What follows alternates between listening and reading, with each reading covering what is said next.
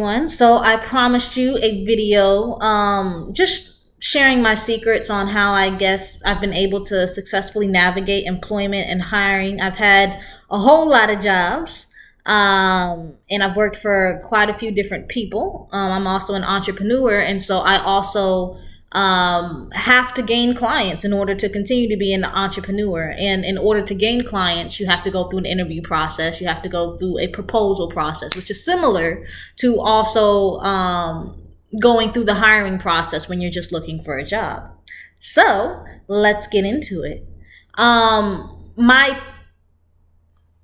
First, when I'm looking for a job, I identify what are my skills? What am I good at? What would I enjoy doing for a long period of time? And I know with myself, I'm very value focused, and I also love solving people's problems. And so when I choose to get a job and not a client, or even with the client, a lot of ways you can solve people's problems is by giving them a product that makes their life easier. And so I'm really good at sales, and I'm very passionate about sales, and also marketing, because it's all about behavioral change. And like I said, I'm very mission driven, and so I like products that are used for good. So like products like cars that are better for our climate, or exercise equipment that helps you maintain your mental health during this pandemic, or even gifts for loved ones.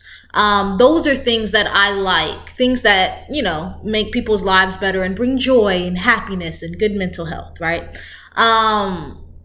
I'm also really good with technology, and I'm good at explaining difficult concepts.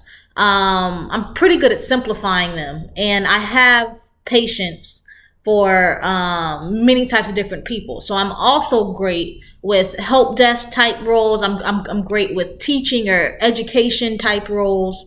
Again, that also goes back to behavioral change, right? So any type of behavioral change type roles or jobs, that's where I'm good at, and that's where I can speak to. And so step one, identify your strengths, right? Know who you are, and know what you like to do. I'm also a people person. I love talking to people. And I get sad when, I've had one job where, I didn't talk to people much. I just had computers. And that made me sad. And I don't want to work like that again. I love forward-facing roles. So yeah, I'm a very people-centered person, even though I'm also technical. So again, step one, figure out who you are. What are your strengths? And step two, figure out how do those strengths and your likes translate into a business environment, or an environment where you can earn an income. Okay? So yeah, those are those things. Step three is, once you identify that, like, I think these are these types of roles, start researching. Look on Google, look on Indeed, look on Facebook, walk around your neighborhood, because people are always hiring. You can also just talk to your friends, family, figure out what jobs are available. Okay, so once you identify the job, identified your strengths, time to build a resume if you don't have one, or look at your resume and adjust it for the different jobs that you apply to. When it comes to applying for jobs, I recommend like applying for 2 or 3 and then tailoring your resume specifically for each job. The reason why I said 2 or 3 is because applying for jobs, whether it is from a business standpoint where you are proposing your solution, or whether it is from a person standpoint where you are just asking to be hired, takes a lot of time if you do it right, or if you don't already have connection, or if someone didn't ask you to work for them. For you to ask to be hired takes a lot of time to get through the process. So now that we, know ourselves, research the companies, and have figured out how we can see ourselves in this business environment, we have to put it on paper. That's building your resume. So again, just build a resume. There's a lot of different resources to help you with crafting a resume. I think one website is like resume.io. LinkedIn has a feature that will help you build your resume. You can also hire someone. That's a business people have. You can hire someone to craft a resume for you based off of your job experience. One thing that I like to do, because I transition depending on what I want to do between either working for someone or working for myself. And I do a lot of different things. I always keep my LinkedIn updated. By keeping your LinkedIn updated, whenever you choose to apply for a job or switch a role or whatever, it's very easy to just copy and paste all of your experience from your LinkedIn to a Word document or a PDF. Or it's very easy for, if you don't have time to do that, or if that is overwhelming, to hire someone. They can go to your LinkedIn and get all your credentials. And in fact, some jobs, in lieu of a resume or instead of a resume, they will take your LinkedIn. So some jobs you can just give them your LinkedIn or log in using your LinkedIn, and it fills out everything for you. So if you don't have a LinkedIn account, get one and get it updated. And that makes applying for jobs easier. It makes keeping your job easier. It makes networking easier. So that's another thing. So after we have the resume crafted, again, we have the resume, we've tailored it towards the specific job. We've gotten it looked over by people if you think that's necessary. You then apply, right? You have everything that you need to apply. Also, create a cover letter. Cover letters don't have to be long. They can be anywhere from like one paragraph that's really compelling. In fact, depending on the company, they may prefer that it's just one paragraph, because imagine if you're the hiring manager and you got to look through all these applications, right? You don't want to read like 3 pages or a page of, somebody wanting to work for you, right? Like, it's actually more difficult to get your point across in a concise way. And so if you are able to convey your awesomeness in a paragraph, that could be a huge plus for you, because time is money, and the less time that someone has to spend on your application, or the less time that it takes for you to convince someone that you're amazing, that also speaks to your sales and marketing skills, if that's the type of job you are applying for. So this is what I do for most of the jobs that I like, right? If you are applying for a technical job, if it requires a cover letter, or not, usually cover letters are optional, but always fill it out. You always want to give a company as much information as possible, right? As possible, but do it in a concise way. If it's for a technical job, usually there's like some type of coding interview or assessment or quiz to test your skills. If you are not confident about that, there's also resources out there where you can Google and take test questions or practice questions. Or there's also people who also have businesses who will coach you through that technical process if you need to get your confidence up and your technical skills up before you take those exams. Sometimes recruiters also will help you prepare for those technical exams. Sometimes. A lot of recruiters for technical jobs are not technical themselves. So that's why I said some recruiters. But so again, so we've identified our strengths, identified the company, then we have crafted our application to the best of our ability, and we have submitted it online. After this, what I like to do is, if the business has an office, right, if it's not a remote job, I like to go in person. And so,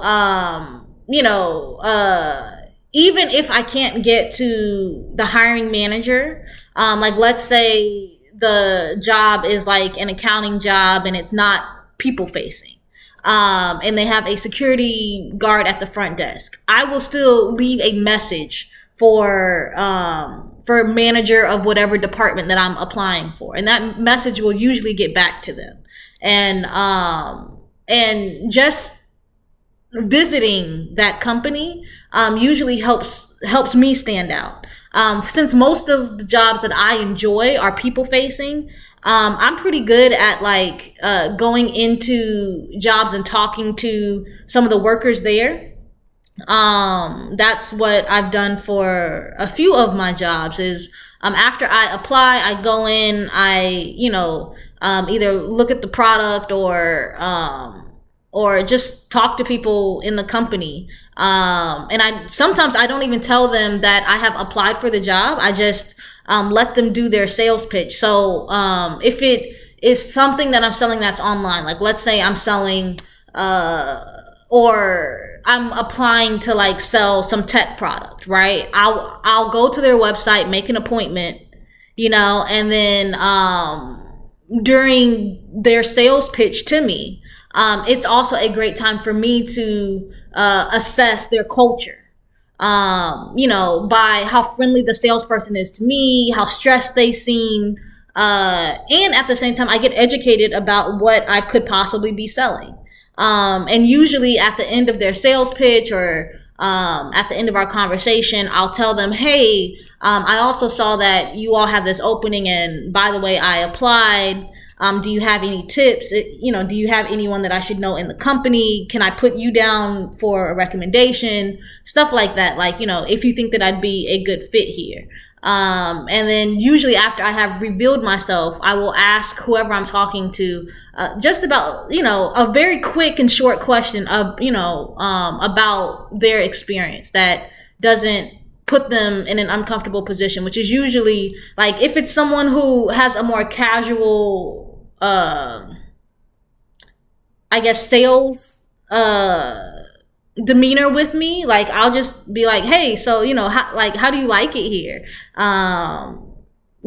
Like how do you enjoy working here? How's work-life balance? That's about the extent of the questions that I'll ask. If it's someone who seems like they're busy and stressed, I'll just be like, hey, I hope you have a good day. Just be aware of who you are talking to and because the point is the reason why I like to go into companies that I have applied for is one, so they get to see me and my personality, and that helps me stand out. Two, it's also for me to further assess that company, right? It's like if they see me and the people who I talk to, we just don't vibe, or everyone seems stressed, or they're trying to get me off the phone, that helps me determine whether or not that's the type of culture that I want to step into. Now, I have stepped into cultures like that were very very metric driven, very time driven, and if that's what you are prepared to also compete with, go ahead, but it's also good to know what type of culture you're stepping into, so that way when you do get the job, you can keep it because you are prepared for their pace and how that fits in with your life.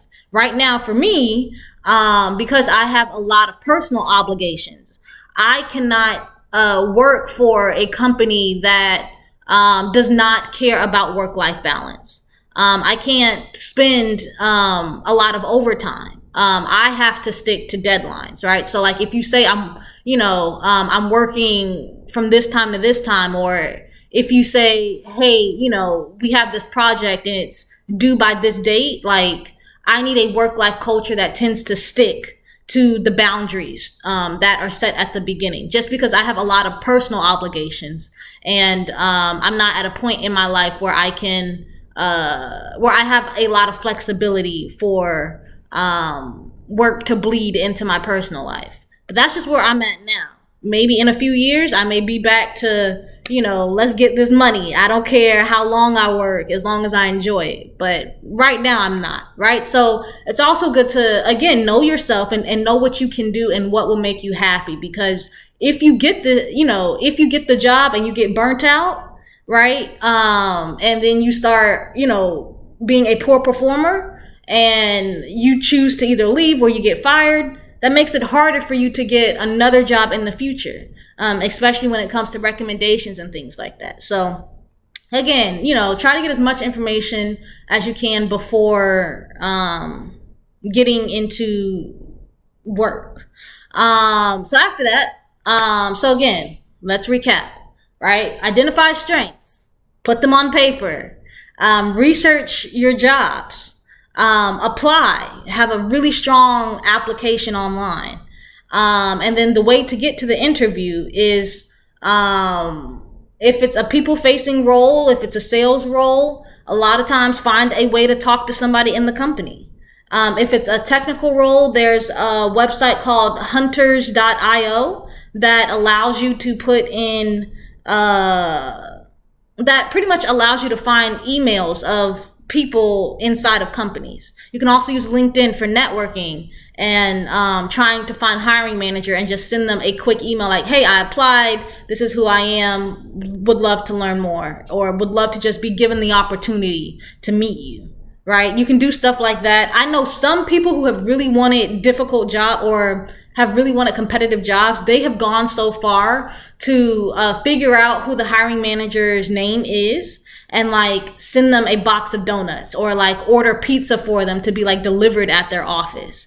And then inside that pizza, their resume is attached. Some of my friends have gone that far to just get an interview, right? So it, again, and that work-life culture of that job was very competitive. And so they had to do above and beyond, like, order Starbucks for the hiring manager just so they could get seen. Stuff like that. Just find unique ways to make yourself stand out. And that's how I get interviews. And that's how some of my friends have gotten interviews. I have never gone that far as to order pizza and have it sent to a hiring manager, but some of my friends have, and it's worked for them. So now we assume that you at least have an interview. Great. Ways to prepare for the interview. Again, if you've done all this research already, you've, researched the company culture, you are also aware of your own personal culture, and you are aware of who you are, then walking into that interview should be a lot easier than walking into it blind, right? So, and when I say blind, I know that's ableist talk, but walking into the interview without having any research done, right? Like in this whole process, if you were very thoughtful from the beginning, it cuts down on the amount of preparation as this process continues, right? So in the interview, ways I prepare is I look up the product, and since I've already either like sat through a sales pitch, I kind of know a lot about what they're selling or what is making the company money. And then I'll do a few more things, such like I will look at customer reviews or just really get to know their website. I think that is impressive when you were able to already show that you take little training, that you're teachable, you are a self-starter, because already doing research on the company, the product, the culture, and being able to tell people, hey, I read online that this happens. Like, is this true? Or, hey, I read online that, also if the company you're working for is a public company that's on the stock market, you can also pull, their quarterly reports. And that tells you what their goals are as a company. And so if you were to like walk into an interview with like some of their like quarterly reports and be like, hey, I know these are the goals, this is the vision, like, you will blow them away. So if you are working for a publicly traded company, you can, there's ways you can get their annual report, and just their goals, and familiarize yourself with that. And then also have like an interesting fact about yourself that's not related to like business. Like sometimes, depending on the job, like I'll be like, yeah, I'm an avid smoothie drinker. So if anybody wants to get smoothies, I'm down for that. And that's true. Like I love smoothies. And I don't really drink alcohol. So, but that's a unique thing, right? That, you can find common ground with other people. Or sometimes I'll be like, yeah, and I have a dog named, named Jolly. And a lot of people think that's a cool name. And a lot of people love animals. So if some people don't like animals, we can talk about that, right? So also have like an interesting fact about yourself prepared that makes you likable or makes you human, right? As opposed to I've worked at this place and these are the objectives I was able to successfully do for this company, or this is how I contributed to this company, right? Like they're gonna ask you those too, but it's already on the resume. And usually once you get to the interview part, hiring managers or who's ever interviewing you is trying to assess whether you are competent, right? Because they've already determined that you're qualified, right? The resume part determines your qualifications. The interview part is to determine whether you were telling the truth about your resume, because some people do lie, right? So they bring you into interview to determine if you're telling the truth, if you're competent, and if you fit in with their culture, if you're likable, right? And so with those three objectives in mind, again, if you know yourself, any question that they ask about your work experience or your history, you can tell them. So that certifies that you were telling the truth on your resume, right? Your competency is demonstrated by you already knowing things about the company and being able to either sell them their product or, just talk about their culture or the things that you've researched. That shows that you're competent and that you're easily trainable. And then the culture fit, that, having that prepared fact of, oh, I like smoothies, or, oh, I have this dog, or, this is some questions I've gotten has been, when I was in a tech role that involved helping elderly people, really smart elderly people, use technology. One of the questions I got was, have you ever helped older people understand technology? And I talked about my tech role and how it relates to my family and some of the older people in my family and some of the challenges of talking and communicating across generations. Right? That was a personal story. But that also was helping them to figure out whether or not I would be good in this role just culturally. And so, yeah, so again, once you get to the interview, their objective is to determine whether you're telling the truth, about your resume, whether you're competent, meaning, you're easily trainable, or, you're motivated or a self-starter. That's the character part of it, right? Also arrive early, right? Because that's also into the competency, the professionalism. And if you have, if you were to like pull information from the company, or if you had an extra copy of your resume, that also speaks to your competency. And then your last thing is culture fit. Right? Just having a bubbly personality, or if that's not your thing, just being honest in who you are. Yeah, that's how I have been successful with navigating employment when it comes to getting hired. Also, after the interview, not every job that I apply for I get, not every interview that I have done I have been successful at, and that's just because some companies are not good fits for me, right? Sometimes they may have another candidate who personality may fit in better with their culture, may be more qualified. That's cool, right? But that also doesn't mean that I'm a bad person or that I'm unqualified, right? So also being able to, again, being comfortable in who you are and knowing that if you don't get the job, it's not a slight to your character or your worth. You know, so yeah, so one thing that I also do after an interview is or even with any communication, right? I always thank them for the opportunity. I thank them for their time, and I thank them for the opportunity, because regardless of whether I get the job, they're still spending time on me, right? They're still investing something in me. And that's something that you should be grateful for. Like, they don't have to look at your resume. I mean, yes, they get paid to do it, but how many other resumes are there? Like, they don't have to schedule you for an interview.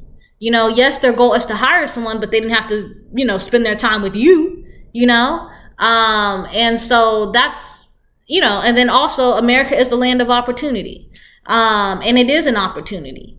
And so that's also one thing that I do after every pretty much communication, especially after an interview, is I always send an email that says, hey, thank you for your time. Thank you for this chance at this amazing opportunity. I would love to work for you all. And I always wish them that they have a great day, or a rested day, or a stress, or a day that is stress free.